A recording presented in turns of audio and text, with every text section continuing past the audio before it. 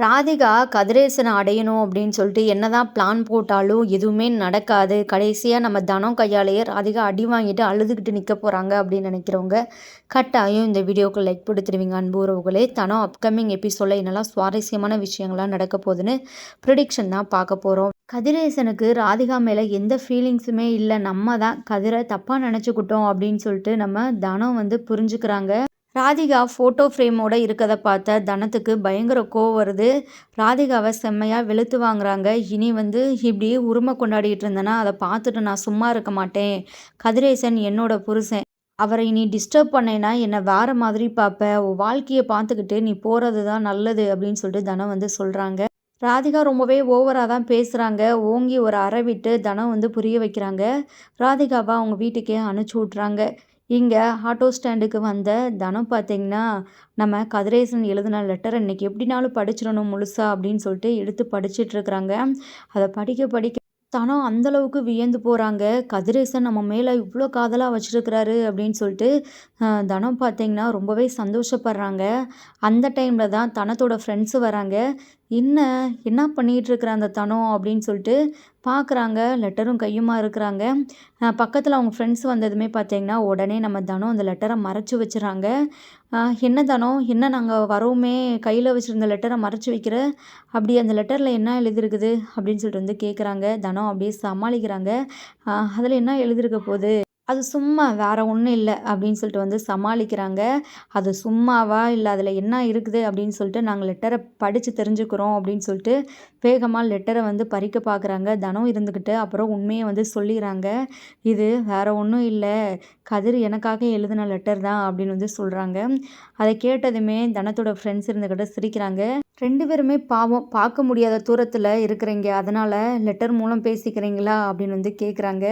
தனம் அப்படியே வெக்கப்படுறாங்க. என்ன தனம் இது, 2 பேருமே இதோ பக்கத்தில் தான் இருக்கிறீங்க, எட்டி பார்த்தா அந்த கதிர் இருக்கிறாரு, இதெல்லாம் என்ன அப்படின்னு சொல்லிட்டு கேட்கும்போது தனம் நடந்த எல்லா விஷயத்தையுமே சொல்கிறாங்க. இப்போவாச்சும் நீ புரிஞ்சுக்கோத்தானோ, கதிர் தம்பி உன் மேலே எவ்வளோ காதல் வச்சுருக்கிறாரு அப்படின்னு சொல்லிட்டு, இனியாச்சும் நீ அவரை கடமைக்கு புருஷனாக நினைக்காம மனசார அவரை புருஷனாக ஏற்றுக்கோ. பாவம் தம்பி தெரியுமா, கல்யாணத்துக்கு முன்னாடி இருந்து கதிர் தம்பி உன் மேலே அம்புட்டு பாசம் காதல் வச்சுருக்குது அப்படின்னு சொல்லிட்டு சொல்கிறாங்க. நீங்கள் 2 பேரும் ஒன்று சேர்ந்து சந்தோஷமாக வாழணும். எங்களை விட ருக்மணி அம்மா தான் பயங்கர சந்தோஷப்படுவாங்க, அவங்க அதுக்கு தான் ரொம்பவே ஆசைப்படுறாங்க அப்படின்னு சொல்கிறாங்க. தனமும் அப்படியே ஸ்மைல் பண்ணுறாங்க. இந்த ஸ்மைலை நாங்கள் எப்படி எடுத்துக்கிறது, ஓகேவா எடுத்துக்கலாமா அப்படின்னு சொல்லிட்டு கேட்குறாங்க. நம்ம தனம் தலையாட்டுறாங்க. ஏன்னா தனத்துக்கு இப்போ நல்லாவே புரியுது, அவங்களுக்குமே கதிரேசன் மேலே காதல் வந்துருச்சு அப்படின்னு சொல்லிட்டு. உனக்குமே தனம் கதிர் தம்பி மேலே காதல் ரொம்பவே இருக்க தான் செய்யுது, ஆனால் அதை நீ வெளிக்காட்டிக்க மாட்டுற, ஒத்துக்கவும் மாட்டுற அப்படின்னு சொல்லிட்டு சொல்கிறாங்க. சரி சரி எனக்கு வேலை இருக்குது அப்படின்னு சொல்லிட்டு தனம் வேகமாக கிளம்புறாங்க. அப்போ தான் பார்த்தீங்கன்னா தனம் யோசிக்கிறாங்க. இந்த மாதிரி நமக்கு எதுக்கு கோவம் வரணும், ராதிகா கூட அவர் நெருக்கமாக இருந்தால் நமக்கு என்ன, ஓ நமக்குமே இவங்க சொல்கிற மாதிரி கதிர் மேலே காதல் வந்துருச்சு அப்படின்னு சொல்லிட்டு தனமும் புரிஞ்சுக்கிறாங்க. டேய் மாப்பிள்ள, இனியும் நீ லேட் பண்ணாத, தனத்துக்கே உன் மேலே காதல் இருக்குடா, சும்மாலாம் பொசிசிவ்னஸ்லாம் வராது, தனக்கு சொந்தமான ஒருத்தர் மேலே தான் வரும். உன்னை அந்தளவுக்கு தனம் காதலிக்குதுடா. தனம்பில்ல அதை வெளிக்காட்டிக்க மாட்டுது, நீ தனத்துக்கிட்ட உன் காதலை சொல்கிறதுக்கு ரொம்பவே பயப்படுற, அது தன்னோட காதலை அப்படியே மறைச்சி வச்சுருக்குது, அவ்வளோதான் சரியா. யோசிக்காமல் பயப்படாமல் நீ தனத்துக்கிட்ட சீக்கிரமே காதலை சொல்லுடா அப்படின்னு சொல்லிட்டு நம்ம டக்ளஸ் இருந்துக்கிட்ட சொல்கிறாங்க. டக்ளஸ் சொல்கிற ஒவ்வொரு விஷயத்தையும் கேட்டு நம்ம கதிரேசன் பயங்கரமாக சந்தோஷப்படுறாரு. அப்படியே மனசில் அப்படியே பட்டாம்பூச்சி பறக்கிற மாதிரியே இருக்குது. மாப்பிள்ளை வீட்டுக்காரங்க ராதிகாவை ரொம்பவே பிடிச்சிருக்குது அப்படின்னு சொல்லிட்டு மேரேஜ் டேட்டுமே ஃபிக்ஸ் பண்ணிடுறாங்க. இங்கே ராதிகாவோட அப்பா பார்த்தீங்கன்னா வாசுகிக்கிட்ட சொல்கிறாங்க, இந்த பாருமா இன்னும் ஒரு வாரத்தில் ராதிகாவுக்கு கல்யாணம் அப்படின்னு சொல்லிட்டு சொல்லவுமே இங்கே வாசுகிக்கு பயங்கர அதிர்ச்சியாக இருக்குது. என்னண்ணே என்ன சொல்கிற, இவ்வளோ சீக்கிரமாக எதுக்கு அப்படின்னு கேட்குறேன். நான் தான் எதுக்கு தள்ளி போட்டுக்கிட்டு, அதுவும் மாப்பிள்ளை இன்னும் கொஞ்ச நாளில் ஃபாரின் போயிடுவாராம், அதான் சீக்கிரமே பண்ணிடுறதா நல்லது அப்படின்னு சொல்கிறாங்க. வாசுகிக்கு அவங்க அண்ணன்கிட்ட என்ன பேசுகிறதுனே தெரியலை. நெக்ஸ்ட்டு கொஞ்ச நேரத்துலேயே பார்த்தீங்கன்னா ராதிகா கால் பண்ணி வாசுகியை செம்ம கிழிக்கிறாங்க. ஏ அத்தை, இனி உனக்கு மரியாதையே கிடையாது, நீ இப்படியே அமைதியாக இருந்தனா என் அப்பா என் கல்யாணத்தையே நடத்தி முடிச்சிருவார் போல், அந்த மாப்பிள்ளை சரியான கேடுகெட்டவனா இருக்கிறான். நானும் மாமாவும் இருக்கிற ஒரு ஃபோட்டோவை காமிச்சுமே அவன் வந்து பரவாயில்ல இதெல்லாம் சகஜம் அப்படின்னு சொல்லிட்டு கல்யாணத்துக்கு ஓகே சொல்கிறான். இங்கே பாரு என்ன பண்ணுவியோ தெரியாது, எதுனாலும் நீ பண்ணணும் அப்படின்னு சொல்லிட்டு ராதிகா இருந்துக்கிட்டு சொல்கிறாங்க. சரி சரி கோவப்படாத, எதுனாலும் பிளான் பண்ணலாம், தைரியமாக இருடி, அத்தை இருக்கேல்ல அப்படின்னு வந்து சொல்கிறாங்க. நீ இருக்க தான் செய்கிற, நான் இருக்கணும்ல, நீ உனக்கு ஒன்று நடக்கணும்னா என்னன்னாலும் பண்ணுவ, எந்த லெவலுக்குனாலும் போவ, ஆனால் எனக்கு எதனாலும் பண்ணணும்னா யோசிக்கிறியே சரியான சுயநலவாதியாக தான் நீ இருக்கிற அப்படின்னு சொல்லிட்டு ராதிகா வந்து வெளுத்து வாங்குறாங்க. என்ன ராதிகா அத்தை எப்படி பேசுகிற, இங்கே பாரு கிளம்பி வந்தேன்னா உன்னை கும்மாங்குத்து குத்திடுவேன், அந்தளவுக்கு உன் மேலே வந்து நான் கோபத்தில் இருக்கிறேன் அப்படின்னு வந்து சொல்கிறாங்க. சரி சரி ராதிகா கோவம்லாம் படாத, பார்க்கலாம், என்ன இன்னும் ஒரு வாரம் இருக்குல்ல, அதுக்குள்ளேயே எதனாலும் பண்ணலாம் அப்படின்னு வந்து சொல்கிறாங்க. ருக்மணி அம்மா அந்த பக்கமாக வராங்க. வாசுகி பேசுகிறத கேட்டுட்டு ருக்மணி அம்மா வாசுகி கிட்ட வந்து பேசுகிறாங்க. இங்கே பாருங்க, ராதிகா வந்து அம்மா இல்லாத பொண்ணு, நீங்கள் அம்மா ஸ்தானத்தில் இருந்து எல்லாமும் பண்ணி வைக்கணும் சரிங்களா, அதை விட்டுட்டு எதுக்காக தப்பான நம்பிக்கை கொடுத்துட்ருக்குறீங்க, பெரியவங்க தானே நீங்கள் அப்படின்னு சொல்லிட்டு வந்து சொல்கிறாங்க. இங்கே பாரு நீ வந்துலாம் எனக்கு அட்வைஸ் பண்ணணும்னு அவசியம் இல்லை, ராதிகாவுக்கு என்ன பண்ணணும் என்ன பண்ணக்கூடாது அப்படின்னு சொல்லிட்டு எனக்கு தெரியும். ராதிகா என் வீட்டு மருமக தான், என் கதிரேசனோட பொண்டாட்டியா அவள் தான் வந்து இந்த வீட்டில் வாழ போகிறா அப்படின்னு சொல்லிட்டு வாய்க்கு வந்த மாதிரி பேசுகிறாங்க. இங்கே ருக்மணிக்கு கோவம் தான் வருது. நீங்களாம் திருந்தவே மாட்டேங்க, நீங்கள் நினைக்கிறது ஒருபோதும் நான் நடத்த விட மாட்டேன். தனத்துக்கு கதிரேசன் தம்பி தான் அதை அந்த கடவுளே முடிவு பண்ணிட்டாரு, வேற யாராலும் மாற்றவே முடியாது அப்படின்னு சொல்லிட்டு ரொம்பவே கெத்தாக நம்ம ருக்மணி அம்மா வந்து சொல்கிறாங்க. அதை கேட்ட வாசுகி செம்ம டென்ஷன் ஆகுறாங்க. லைனில் இருந்த ராதிகாவும் பார்த்தீங்கன்னா பயங்கர கோவத்தில் ஃபோனை கட் பண்ணிடுறாங்க. நெக்ஸ்ட்டு பார்த்தீங்கன்னா வாசிகோட அன்னை வந்து இன்விடேஷன்லாம் அடித்து இங்கே வீட்டுக்கு கொடுக்கறதுக்கு வராங்க. அப்போது ருக்மணி அம்மாவை பார்த்து நன்றி சொல்கிறாங்க. நீங்கள் மட்டும் இல்லைனா, நீங்கள் மட்டும் சரியான நேரத்தில் வந்து என்கிட்ட பேசி புரிய வைக்கலைன்னா கண்டிப்பாக இப்படி ஒரு நல்ல வாழ்க்கை என் பொண்ணுக்கு கிடச்சிருக்காது. உங்களுக்கு தாம்மா நான் நன்றி சொல்லணும் அப்படின்னு சொல்லிட்டு எல்லோரும் முன்னாடியுமே சொல்கிறாங்க. அதை கேட்டு இங்கே தனம் கதிருக்கெல்லாம் ரொம்பவே சந்தோஷமாக இருக்குது. இங்கே வாசுகிக்கு அப்படியே பயங்கர கோபம் தான் வருது. அவங்க அண்ணன் போனதுக்கப்புறம் ருக்மணியை ரொம்பவே கேவலமாக பேசுகிறாங்க.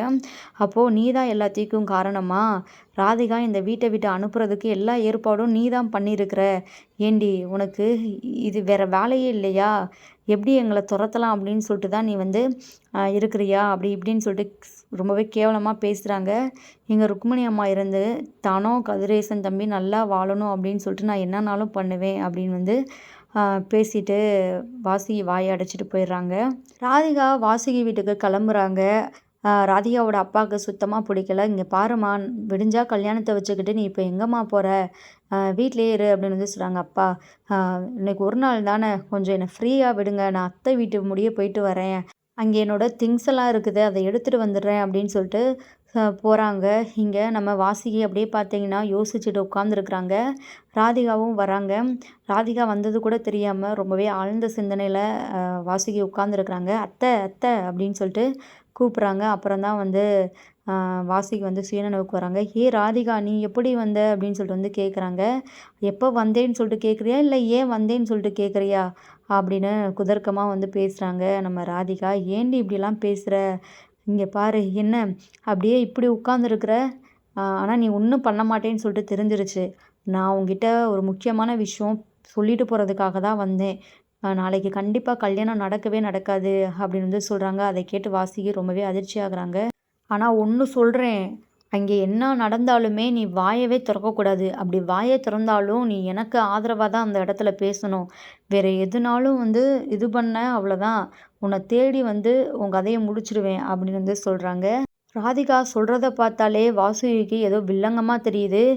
ராதிகா எதுனாலும் அத்தைக்கிட்ட சொல்லிட்டு செய்டி, நீ சொல்கிறத பார்த்தாலே எனக்கே கொஞ்சம் பக்கு பக்குன்னு இருக்குது அப்படின்னு வந்து சொல்கிறாங்க. அதெல்லாம் சொல்ல முடியாது, நாளைக்கு உனக்கே விஷயம் புரியும் சரியா, நான் சொன்ன மாதிரியே தான் நீ பண்ணணும், எனக்கு ஆதரவாக தான் அந்த இடத்துல பேசணும், எனக்கும் மாமாவுக்கும் நீ கல்யாணம் பண்ணி வைக்க சொல்லணும் அந்த டைமில் அப்படின்னு வந்து சொல்கிறாங்க. வேறு வழியே இல்லாமல் நம்ம வாசுகியும் பார்த்திங்கன்னா சரி சரி அப்படின்னு சொல்லிட்டு தலையை ஆட்டிடுறாங்க. நெக்ஸ்ட்டு பார்த்திங்கன்னா ராதிகாவை வந்து நம்ம தனம் பார்க்குறாங்க. தனம் வந்து அட்வைஸ் பண்ணுறாங்க. என்ன ராதிகா எப்படி இருக்கிற, இந்த வாழ்க்கையை ரொம்ப நல்லபடியாக அமைச்சுக்கணும் சரியா, அதை விட்டுட்டு மாமா அப்படி இப்படின்னு சொல்லிட்டு இது பண்ணிகிட்டு இருந்தேன்னா அவ்வளோதான், என்ன பண்ணுவேனே தெரியாது, என்னோடய சுயரூபத்தை நீ பார்க்கலைல இன்னும், நீ ரொம்பவே நல்ல பொண்ணு ராதிகா. சொல்றத கேட்டுட்டு அமைதியா கல்யாணம் பண்ணிட்டு போயிருவ. அப்படின்னு சொல்லிட்டு நம்ம தனம் ராதிகா ஷோல்டர்ல கைய வச்சு பேசிட்டு இருக்கிறாங்க.